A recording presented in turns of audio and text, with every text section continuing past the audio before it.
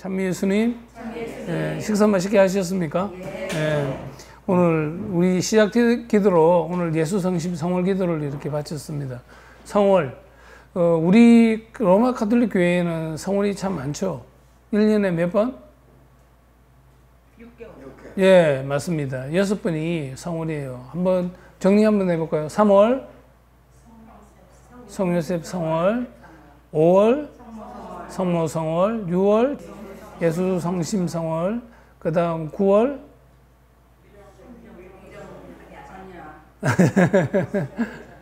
9월 순교자 성월, 그 다음 10월 로사리오 성월, 지금은 또 묵주기도 성월이라고도 하죠. 뭐 틀린 건 아니면 같은 말입니다. 그 다음 11월, 예, 이렇게 해서 우리 교회에는 1년 12달 중에서 6번이 성월이라고 합니다. 그러면은 뭐 성월의 의미가 뭐 그렇게 가치가 없고 뭐 퇴색되는 듯한 어떤 느낌들도 우리가 가질 수 있는데 결코 그렇지는 않습니다. 우리 교회 안에 은사가 그만큼 많다는 그 이야기를 우리가 알아들으면 되겠죠. 그러니까 보통 뭐 한 2달에 한 번 정도는 있는 그 성월에 대한 그 느낌들을 여러분들은 만끽하시고 그 안에서 많은 은혜를 그렇게 누리시기 바랍니다. 글쎄요, 예수 성심 성월을 지나면서 여러분 각자가 지금 우리가 이러고 있는 이 시간이 6월을 마지막을 이제 치닫고 있는 바로 이 시간인데, 이 시간 안에서 여러분들께서는 지난 예수 성심 성월 그 시간 동안에 무엇을 어떻게 느끼고 어떤 예수 성심 성월을 지내면서 성심에 대한 그 은혜들을 만났는지 모르겠습니다. 여러분들 각자가 스스로에게 이렇게 물어보면서 아, 내가 이번 예수 성심 성월을 어떻게 맞이했던가, 그리고 어떻게 지내왔던가, 그리고 그 성심 안에서 내가 찾았던 예수 성심의 그 모습은 어떤 모습이었던가, 이런 것들을 한번 생각해 보시기 바랍니다. 어쩌면은 예수 성심 성월이라고 하는 그 성심에 대한 이야기는 그 한자어로 그 풀이하면은 뭐 거룩할 성자의 마음심, 거룩한 마음, 예수님의 거룩한 마음, 하나님의 거룩한 그 마음을 우리가 새기고 그 마음 안에서 우리가 머물 수 있도록, 또 그런 마음을 조출 수 있도록 하기 위해서 교회는 그 특히 1년 중에 6달을 성월로 정해서 이렇게 지내오고 있습니다. 그래서 우리가 오늘은 다른 날과 달리 우리가 시작 기도를 하면서 성심 성월 그 기도를 바쳤습니다. 사실 보통 그 예수 성심에 대한 신심은 우리 로마 가톨릭 교회에서 가장 보편적이고 가장 대중적인 그런 신심이라고 우리가 얘기할 수가 있을 것입니다. 그래서 특히 우리가 지내는 예수 성심 성월에 대한 것들은 삼위일체 대축일, 우리가 지지난주에 우리가 삼위일체 대축일을 지냈죠. 삼위일체 대축일을 지내고 난 다음에 바로 첫 번째 맞이하게 되는 그런 목요일을 우리는 그리스도의 성체, 성혈, 대축일로 그렇게 지내고 있습니다. 그런데 우리 한국교회 같은 경우에는 어떤 교회 같은 경우에는 더 이동을 해서 주일에 지내게 되는 거죠. 그러니까 삼위일체 대축일 다음에 그리스도의 성체, 성혈, 대축일을 우리가 그렇게 지내고 있습니다. 그런데 엄밀하게 따지면은 정확하게 우리가 그 날을 지키자고 한다면은 삼위일체 대축일, 바로 그 다음에 오는 첫 번째 목요일에 그리스도의 성체, 성혈, 대축일을 그렇게 지내고 우리가 경축해야 되는 것이 그렇게 맞다고 보면 될 것입니다. 그러면은 왜 하필이면은 목요일에 우리가 그 성체, 성혈, 그 대축일을 그렇게 굳이 지내야 되느냐? 화요일이면 안 돼? 수요일이면 안 돼? 왜 하필이면 목요일이야? 그 이야기가 전해지게 되는 것에 대한 동기를 찾자고 한다면은 예수님께서 최후의 만찬을 제자들과 함께 펼칠 때 그 날이 언제입니까? 바로 거기에 그 근거를 우리가 찾으면 될 것입니다.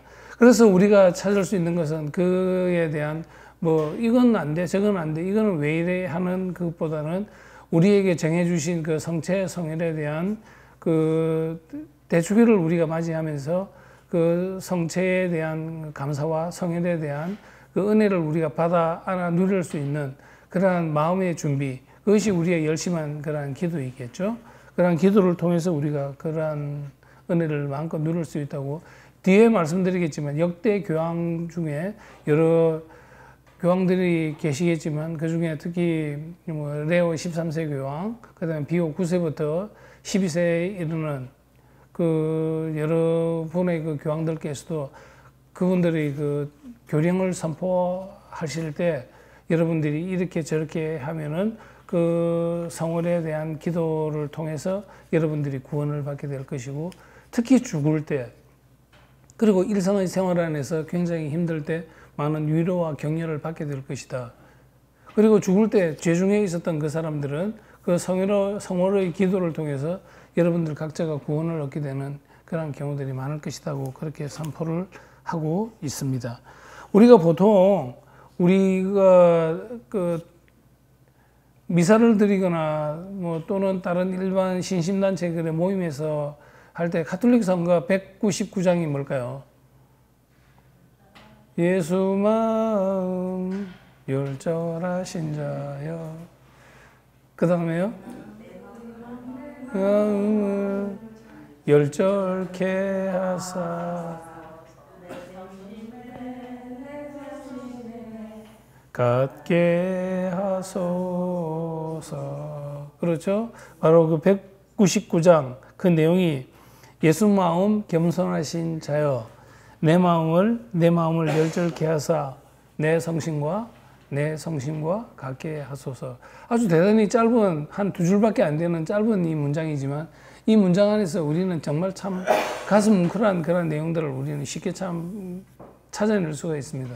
특히 이거는 각 개인들의 신심이 여러 가지로 있고 뭐 다 다르겠지만, 그리고 여러분들의 느낌도 다르겠지만, 저 같은 경우에는 그 신심에 대한 어떤 그 생각들을 묵상하면서, 그리고 영성체 또 미사 중에 이렇게 진행되는 어떤 시간들 안에서 특히 그 성체 성가를 부르게 되면은 참 북박쳐 오르는 그런 즐거움, 단단하게 그렇게 매여 있었던 그런 죄의 사슬에서부터 쉽게 풀려져 나오는 듯한 자유스러움과 해방을 느낄 수 있는 바로 그 시간들이 그 성체 성가를 부르는 특히 그 시간들 아닌가.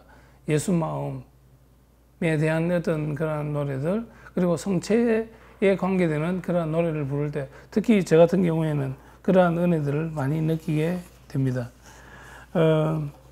그러면 예수 성심은 어떤 마음인가라고 우리가 얘기를 이렇게 물어보면은 뭔가 여러분들이 그런 질문을 받았을 때 어떻게 표현할 수 있겠습니까? 예수 성심에 대한 마음들은 어떤 마음일까? 우리가 일상적으로 뭐 교회 입구라든가 또는 성물방에 가더라도 그렇고 또 조그만 상본을 통해서 우리가 자주 접하게 되는 그 모습들이 있습니다. 예수의 그 자비로운 그 상본 그 있죠. 예수님의 그 심장에서 빛이 나오고, 그리고 예수님의 심장은 빨간색으로 또는 하트 모양으로 이렇게 그려져 있는 그런 모습들을 우리는 많이 보고 있습니다. 그러한 어떤 모습들 안에서 우리는 예수 성심에 대한 그 모습들이 막연하나마 그게 뭐 정확하다고 말할 수는 없겠지만 틀렸다고 말할 수도 없을 것입니다. 그런 사랑의 어떤 그 대명사로서 우리에게 자리매김하고 있는 그 예수 성심의 마음들이 그 미술계에서는 그렇게 표현되는 게 이런 하트 모양으로, 그리고 이거를 불타는 듯한 그런 모습으로 하트에서 뿜어져 나오는 그 빛, 그 빛을 우리가 세상이 쐬게 될 때 세상은 구원의 길로 한 발자국 더 가깝게 다가가는 거 아닌가 하는 그런 생각을 해봅니다. 그러니까 그 교부들, 교회의 교부들이나 특히 그 신학자들은 그런 예수 성심으로부터 그 하나님의 사랑과 은총이 그렇게 뿜어져 나온다고 생각을 하면서, 특히 그 예수 그리스도의 몸 안에서 뿜어져 나오는 그 사랑의 은혜들이 참 많다고 합니다. 그것들을 상징적으로 표현한 것들을 우리가 유심히 기억해야 될 게 요한복음 19장 35절의 내용들을 보면은 우리는 그것들을 분명하게 접할 수 있습니다. 그게 어떤 내용이냐 하면은 어느 한 군사는 예수 그리스도가 이제 죽겠거니 생각을 하고 창으로 예수 그리스도의 옆에 있는 그 늑방을 그렇게 찔러봅니다. 왜냐하면은 죽은가 안 죽었는가 확인을 하기 위해서.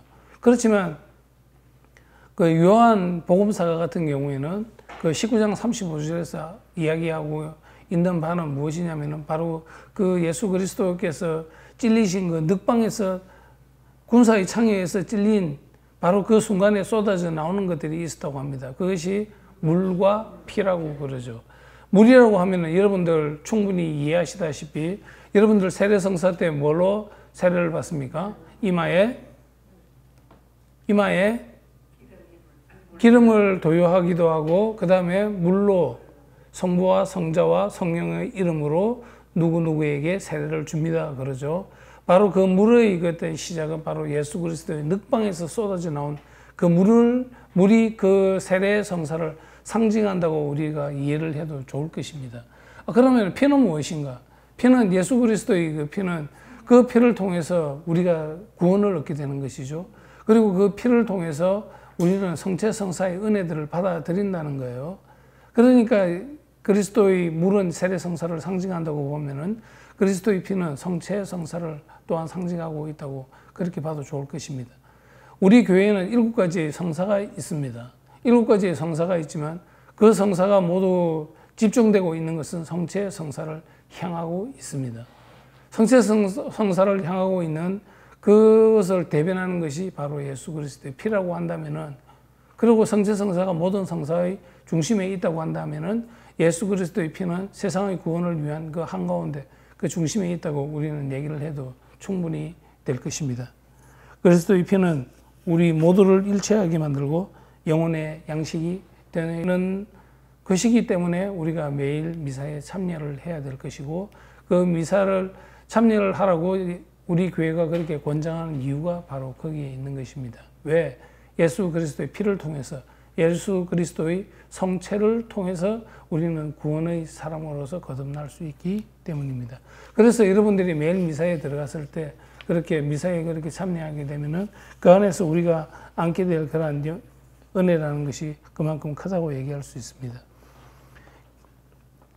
교황 비오 12세는 이렇게 얘기를 한 적이 있습니다. 예수 성심은 하느님의 사랑뿐만 아니라 인간적인 사랑의 감정들까지도 나타내고 있다 하며, 지극히 거룩하신 성삼위와 구세주 하느님이 모든 인류를 사랑하고 있다는 것을 나타내는 신비이다.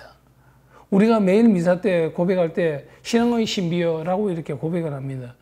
그러니까 이 말은 무슨 말이냐면은 신앙의 신비가 무엇인가, 미스테리움, 신비라고 하는 것들에 대한 것들을 우리가 이렇게 알아내기 위해서 과학적으로 뭔가를 이렇게 시도하면서 계속 접근하게 될 때는 접근할수록 더 모르게 되는 것이죠.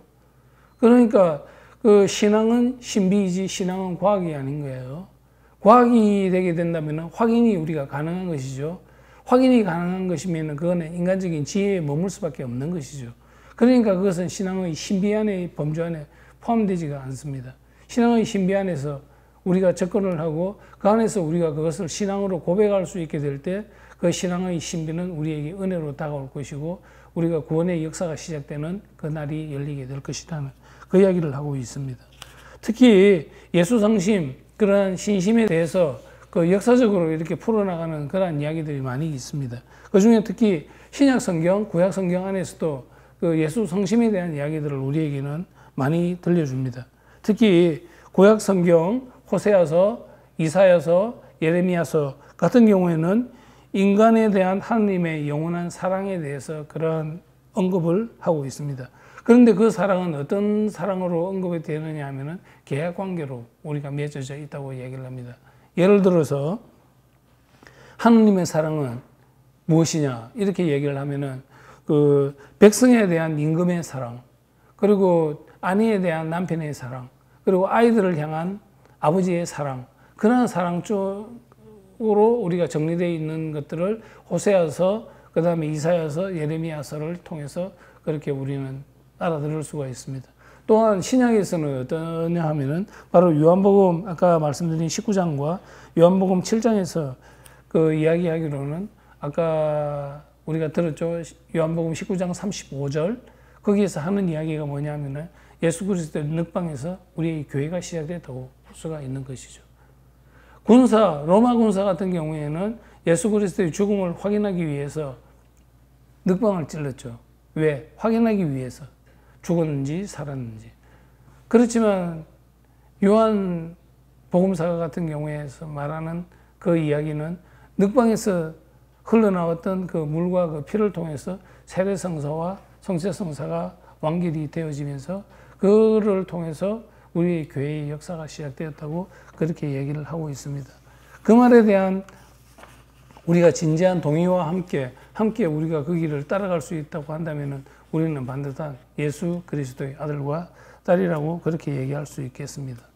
사실 어찌 보면은 창세기의 어떤 내용들을 우리가 한번 이렇게 회상해 볼 때 그 안에서 충분히 접근 가능한 이야기들을 우리는 찾을 수가 있습니다. 어떻게 되느냐 하면은 아담을 통해서 아담을 잠재우고 난 다음에 그 갈빗배에서 여인이 나타나지 않습니까? 그렇게 나타났다시 새 아담은 누굴까요? 새 아담은 예수 그리스도. 새 아담인 예수 그리스도의 그러한 바로 그 늑방에서 그러면 새 이브는 누굴까? 바로 그 새 이브가 바로 교회가 되는 거죠. 아담의 늑방에서 하와가 나왔듯이 새 아담인 예수 그리스도를 통해서 그의 늑방을 통해서 새 하와인 교회가 시작됐다고 얘기를 할 수가 있을 것입니다. 쉽죠? 네. 그리고 우리가 보통 이 세상에 우리 교회에는 많은 성인 성녀들이 있습니다. 그만큼 우리 교회의 은혜가 그만큼 풍요롭다는 거예요. 누구는 우리가 농담스럽게 하는 말이 예수님께서도 하느님께서도 성령께서도 모르시는 것들이 몇 개 가지가 있다. 그 중에 하나가 뭐냐면은 이 세상에 성인 성녀가 몇 분인지 하느님께서도 모른다. 그만큼 우리 교회에는 그러한 성인들이 많다는 거죠. 성인들이 그만큼 많다는 게 얼마나 어떤 인적인 그러한 자산들이 얼마나 우리가 그렇게 풍요롭습니까?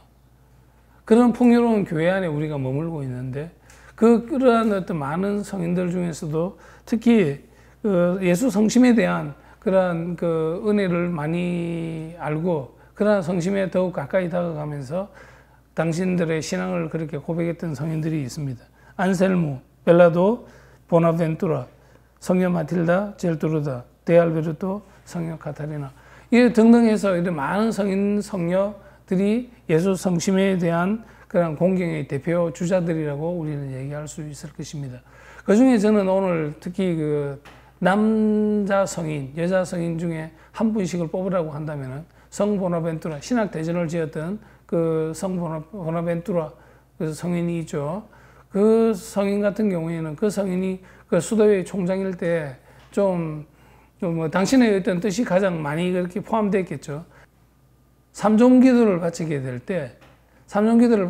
때 항상 성모 신심에 대한 그 감사와 그 다음에 예수 성심에 대한 사랑과 공경에 대한 고백을 하라고 그렇게 얘기를 했던 거예요.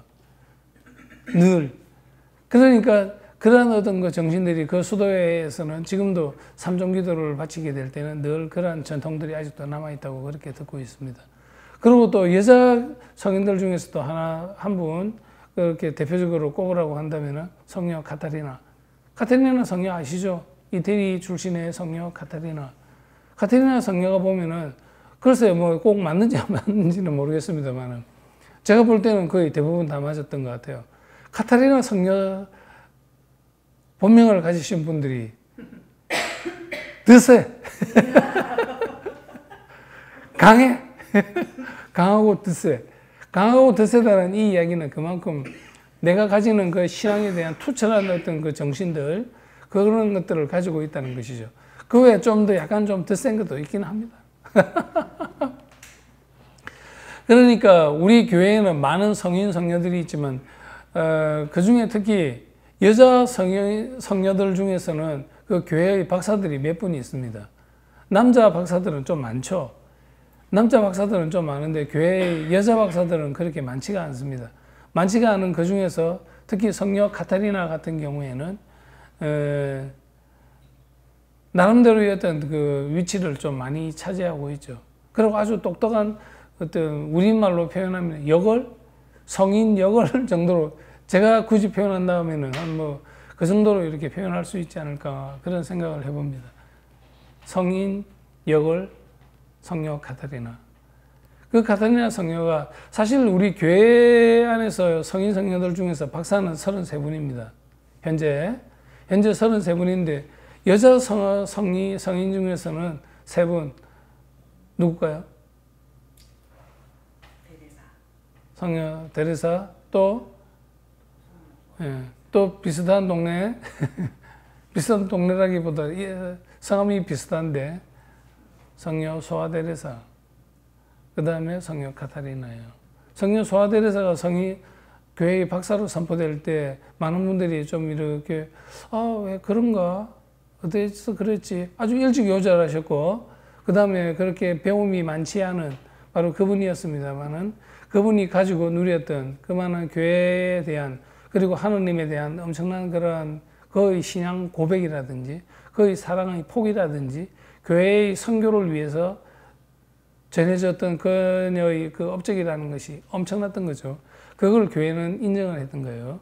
그래서 단지 세상의 어떤 산술적으로 세매질 수 있는 그리고 판단할 수 있는 그런 거에 근거해서 그를 성인 박사라고 이렇게 얘기했던 것이 아니라 교회의 눈, 교회의 정신으로 봤을 때 그녀는 그러한 칭호를 충분히 받고도 남을 만한 그런 가치를 가졌던 분이라고 생각을 해서 대데레사 성녀와 그 다음에 소아데레사 성녀 그리고 성녀 카타리나가 바로 교회의 3대 여자 성녀 박사라고 이렇게 명명되고 있습니다. 그 명명되고 있는 3명의 여자 성녀 박사들 중에서 특히 성녀 카타리나 성녀 같은 경우에는 그가 했던 말이 있습니다. 그가 했던 말이 굉장히 아주 심오한 그런 이야기를 우리에게 전해줍니다. 뭐라고 하느냐면은 성녀 카타리나는 하나님께 나아가는 사랑의 3단계를 제시하면서 하나님과의 신비로운 일치를 그렇게 이야기했다고 합니다. 신비로운 일치를 뭐를 말하는 거지? 그게 이렇습니다. 그 성녀가 밝히는 그러한 신비로운 그러한 합의는 성화의 은총을 통한 하나님과의 단순한 일치가 아니라 우리 각자의 그 영혼 안에 하나님 현존의 체험과 인식이다라고 이렇게 얘기를 하고 있습니다. 우리가 체험할 수 있고 우리가 인식할 수 있는 그런 카테고리 안에서 우리가 하나님과 교회와 예수 그리스도의 성신과 함께 우리가 일치를 이룬다는 그런 신비로운 그런 일치를 우리를 얘기하고 있습니다. 이렇게 우리 교회 안에 성인 성녀들 그리고 교부와 다른 신학자들에 의해서 그렇게 논해지는 예수 성심에 대한 많은 이야기가 있습니다만은 결정적으로 예수 성심에 대한 이야기가 드러나는 이야기가 있습니다. 그게 누구냐면은 마르가리타 알라콕 수녀에 대한 이야기입니다. 그게 어떻게 우리 교회가 공인하고 또 교회가 적극적으로 보고하게 된 전파하게 된 그러한 근거가 되게 되었느냐 하면은 1973년 12월 27일에 마르가리타 마리아 알라콕 이 수녀가 속해 있던 그 수도회가 어디냐면 프랑스 파레르모니아에 있는 성모 마리아 방문 수녀회입니다. 물론 알라콕 수녀는 바로 이 수녀회에 소속되어 있는 그러한 수녀였습니다. 그런데 그 수녀에게 예수님께서 2년간 1973년부터 1975년까지 2년간에 걸쳐서 무려 70회 예수 성심께서 발현을 하셨다는 거예요. 그러면 2년간 70회를 발현했다고 하면은 거의 한 달에 한 두세 번은 꼭 나타나셨다는 말이죠. 엄청난 거죠. 그렇죠? 2년간에 걸쳐서 70회 발현하신 그 예수 성심과 나누었던 이야기가 얼마나 많을까? 또 무슨 이야기를 어떻게 나누었을까? 그에 대한 그 은혜는 또한 어땠을까라고 하는 것들을 우리가 상상한다면 참 대단한 일입니다.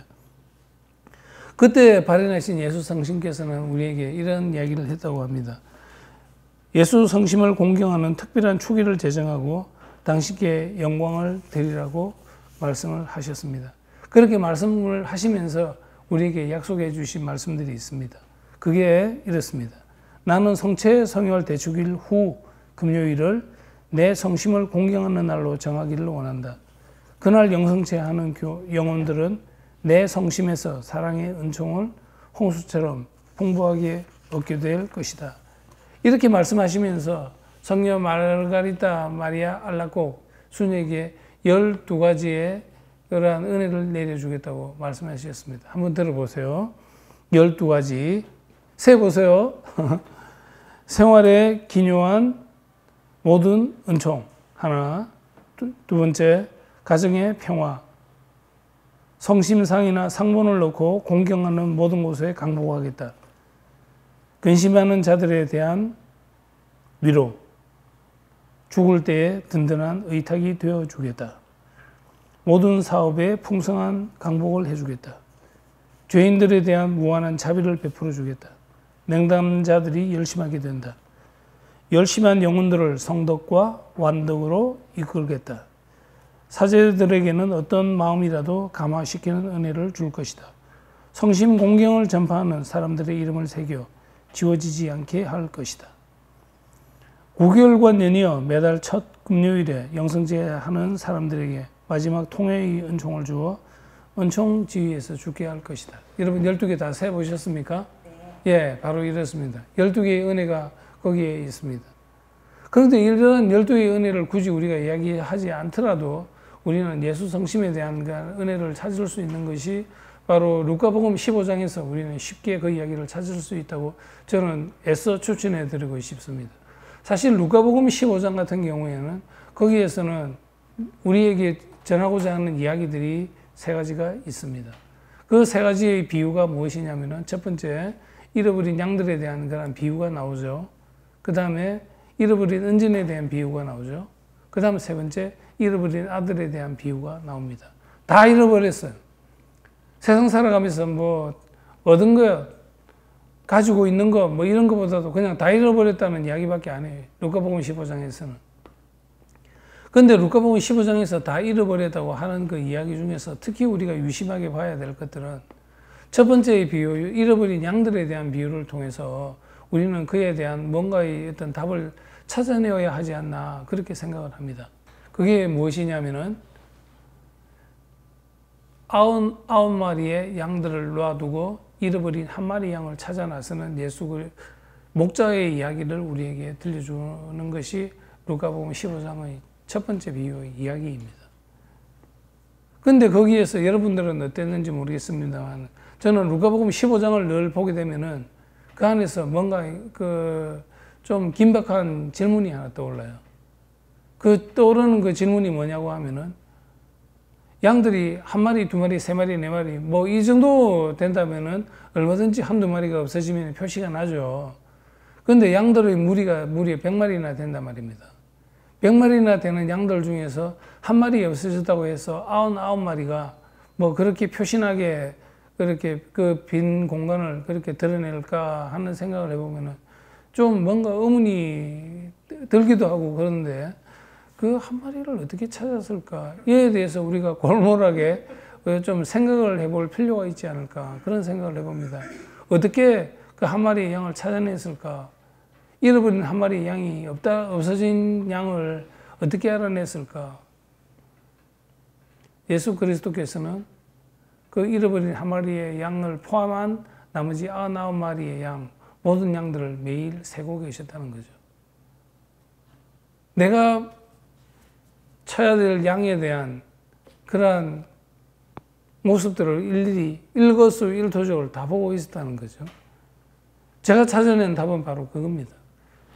매일 세어보지 않았거나 매일 찾아보지 않았다고 한다면은 뭐 100마리 중에 한 마리 없어진 게 그게 뭐가 그렇게 큰 대수라고 없어져도 그만 있어도 그만인 그리고 모를 수도 있고 그냥 지나갈 수도 있는데도 불구하고 그냥 지나가지 않고 굳이 찾아 나설 수 있었던 그 동기가 어디에 있었을까 생각을 해보면은 잃어버린 그 한 마리 양을 포함한 모든 99마리, 100마리의 양들에 대한 그 목자로서의 사랑과 관심이 그 안에 머물러 있었다는 거죠. 머물러 있었던 그 눈길을 통해서, 머물러 있었던 그 사랑을 통해서 그 한 마리를 결국 또 찾아내었고, 그 찾아낸 한 마리로 인해서 잃어버린 것을 찾았다고 한다면은 더 늘어난 것도 아니에요. 본래 내가 가지고 있던 100마리에서 그냥 100마리가 그냥 된 것밖에 없어. 그랬는데 그 찾아온 그 한 마리의 양들에 대해서 기뻐서 온 동네 사람들을 다 초청해서 또 잔치를 베푸는 거예요. 그러면은 또 저는 또 질문이 있는 거예요. 잔치를 베풀 때 또 양이나 소고기나 뭐 좀 구워 먹기 위해서는 또 한 마리를 죽여야 되는데 그러면 찾아온 양은 괜찮고 죽는 소는 또 괜찮은가?